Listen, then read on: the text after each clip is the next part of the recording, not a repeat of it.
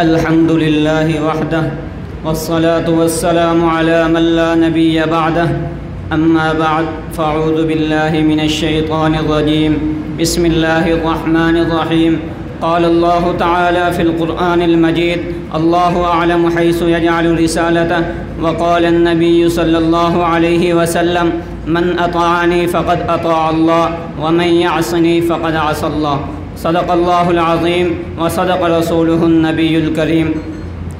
سامعین محترم، معزز اساتذہ کرام، میں آپ حضرات کے سامنے دو باتیں عرض کروں گا۔ نمبر ایک، انبیاء معصوم کیوں ہوتے ہیں؟ نمبر دو، عصمت انبیاء علیہم السلام پر دلائل۔ نمبر ایک، انبیاء معصوم کیوں ہوتے ہیں؟ اس لیے کہ انبیاء علیہم السلام کی اطاعت کو اللہ تعالیٰ نے اپنی اطاعت قرار دیا ہے۔ سورۃ نساء آیت نمبر 80 پہ اللہ فرماتے ہیں من یطع الرسول فقد اطاع اللہ۔ اگر نبی بھی گناہ کرے گا تو امت اس گناہ کی بھی اطاعت کرے گی۔ کیا گناہ گار کی اطاعت اللہ کی اطاعت کہلائے گی؟ پھر گناہ اور اطاعت میں فرق کیا رہے گا؟ اسلام گناہ گار کے بارے میں حکم یہ لگاتا ہے کہ معصیت کرنے والا غیر مقبول الشہادت ہے، اس کی شہادت معتبر نہیں ہے۔ سورۃ نور آیت نمبر 4 پہ اللہ فرماتے ہیں وَلَا تَقْبَلُوا لَهُمْ شَهَادَةً أَبَدًا۔ جب نبی بغیر مقبول الشہادت ہو جائے پھر مقبول الشہادت انسانوں میں سے کون ہوگا؟ اگر نبی بھی گناہ کرے اور امتیوں کو نیکی کی تبلیغ کرے تو ہر شخص نبی کو یہی طعنہ نہ دے گا جو سورۃ بقرہ آیت نمبر 44 پہ مذکور ہے أَتَأْمُرُونَ النَّاسَ بِالْبِرِّ وَتَنْسَوْنَ أَنفُسَكُمْ وَأَنْتُمْ تَتْلُونَ الْكِتَابَ کہ ہمیں تو نیکی کا حکم دیتے ہو لیکن خود تم اس پر عمل نہیں کرتے۔ اللہ تعالیٰ نے قرآن مجید میں ظالمین کو جگہ جگہ قرآن مجید میں گناہ گار کو جگہ جگہ ظالم قرار دیا ہے۔ سورۃ انعام آیت نمبر 129 پہ اللہ فرماتے ہیں وَكَذَلِكَ نُوَلِّي بَعْضَ الظَّالِمِينَ بَعْضًا۔ اور گناہ کے ثبوت کے بعد کیا انبیاء علیہم السلام ظالم قرار نہ پائیں گے؟ حالانکہ ایسا نہیں ہو سکتا۔ انبیاء کی ذات وہ ہے کہ جن کو رب قدوس نے بڑے بڑے القابات سے نوازا ہے۔ کسی کو فضلنا علی العالمین کے لقب سے نوازا ہے تو کسی کو صدیقاً نبیہ کے لقب سے نوازا ہے تو کسی کو لسان صدقاً علیہ کے لقب سے نوازا ہے، کسی کو صراط مستقیم کے لقب سے نوازا ہے۔ جب اتنے بڑے بڑے القابات سے نوازا ہے پھر ان کو معصوم کیوں نہ بناتا؟ سب سے بڑی بات یہ ہے کہ اگر ہم نبی کو معصوم نہیں مانتے، اگر ہم نبی کو معصوم نہیں مانتے تو پھر انتخاب خداوندی کا غلط ہونا لازم آتا ہے۔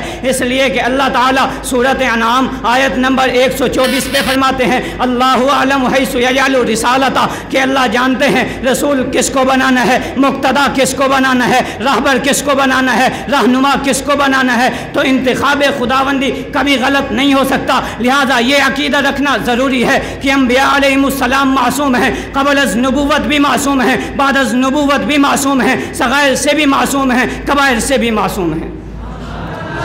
سامعین محترم، عصمت انبیاء کا مسئلہ اتنا اہم مسئلہ ہے کہ جس کا ثبوت قرآن سے بھی ہے، احادیث رسول اللہ سے بھی ہے، اجماع امت سے بھی ہے، قیاس عقلی سے بھی ہے۔ سورۃ مائدہ آیت نمبر 92 پہ اللہ فرماتے ہیں وَأَطِیعُوا اللَّهَ وَأَطِیعُوا الرَّسُولَ۔ سورۃ نور آیت نمبر 54 پہ اللہ فرماتے ہیں قُلْ أَطِیعُوا اللَّهَ وَأَطِیعُوا الرَّسُولَ۔ سورۃ نساء آیت نمبر 59 پہ اللہ فرماتے ہیں یا ایھا الذین آمنوا اطیعوا اللَّهَ وَأَطِیعُوا الرَّسُولَ۔ ان آیات میں اللہ تعالیٰ نے رسول اللہ کی اطاعت کو، انبیاء کی اطاعت کو اپنی اطاعت قرار دیا ہے۔ اگر نبی نافرمان ہوتا تو ان کی اطاعت کا حکم کیوں ہوتا؟ حالانکہ اللہ تعالیٰ ان کی اطاعت کو اپنی اطاعت قرار دے رہا ہے۔ سورۃ نساء آیت نمبر 41 پہ اللہ فرماتے ہیں وَجِئْنَا بِكَ عَلَىٰ هَٰؤُلَاءِ شَهِيدًا۔ ہم آپ علیہ السلام کو تمام انسانوں پہ گواہ بنائیں گے۔ اگر ہم نبی کو معصوم نہیں مانتے، گناہ گار مانتے ہیں تو گناہ گار غیر مقبول الشہادت ہوتا ہے، پھر انسانوں کی گواہی کون دے گا؟ نتیجہ یہ نکلتا ہے کہ اگر ہم نبی کو معصوم نہیں مانتے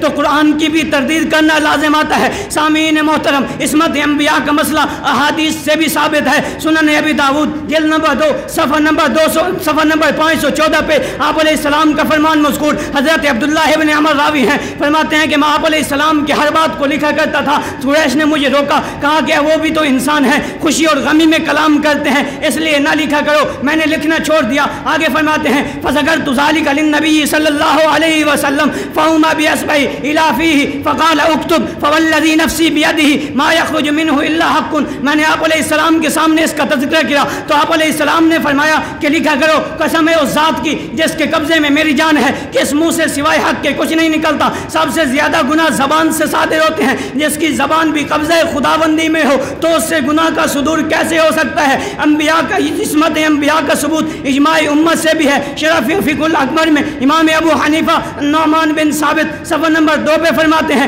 الانبیاء کلہم منزہون عن الصغائر والکبائر والکفر والقبائح۔ ان تمام دلائل سے معلوم ہوتا ہے کہ انبیاء علیہ السلام معصوم ہیں۔ کیا سے عقلی سے بھی انبیاء کی عصمت کا ثبوت معلوم ہوتا ہے، اس لیے کہ باجماع امت فرشتے جو ہیں وہ تمام انبیاء سے افضل ہیں، باجماع امت فرشتے تمام انبیاء علیہ السلام سے افضل ہیں۔ جب فرشتوں سے کوئی خطا نہیں ہو سکتی تو جو ان سے افضل ہے ان سے خطا کیسے ہو سکتی ہے؟ اس لیے میں کہتا ہوں مجھے مسلک اہل سنت والجماعت حنفی دیوبندی ہونے پر فخر ہے، اس لیے کہ اس کا ہر عقیدہ قرآن سے بھی ثابت ہے، اسی طرح حدیث سے بھی ثابت ہے اور اجماع سے بھی ثابت ہے اور قیاس سے بھی ثابت ہے۔ وآخر دعوانا الحمد